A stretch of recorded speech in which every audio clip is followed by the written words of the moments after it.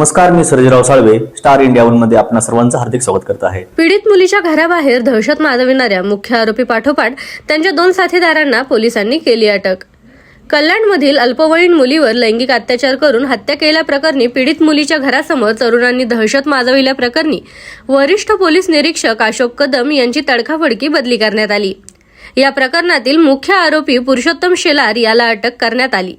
त्या रात्री पुरुषोत्तम शेलार सोबत दहशत माजविणाऱ्या 2 साथीदारांना देखील कल्याणच्या कोळसेवाडीत पोलिसांनी बेड्या ठोकल्या आहेत।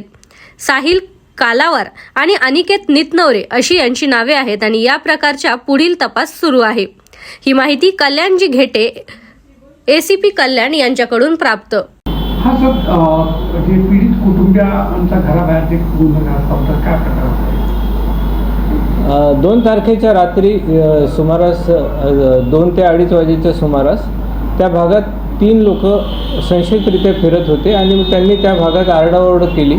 आरडाओरड केलं असताना त्यांना वरच्या एका माणसाने पाहिलं आणि त्याला हटकलं असता त्यांनी त्याला परत आरडाओरड करून शिवीगाळ केली।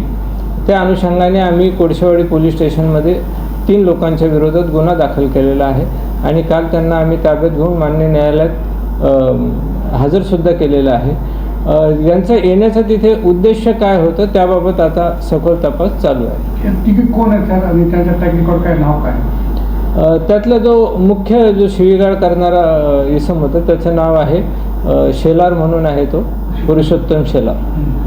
त्याच्यावर काय रेकॉर्ड वगैरे? त्याचं पोलीस स्टेशनमध्ये एक आहे, त्याच्यावर एक पूर्वीचा एक गुन्हा दाखल आहे। आम्ही त्याचाही तपास करीत आहोत। सर, असं का करत होता तो? त्यांनी काय सांगितलं? आता तपास प्राथमिक स्वरूपात आहे, त्याबद्दल तपास चालू आहे।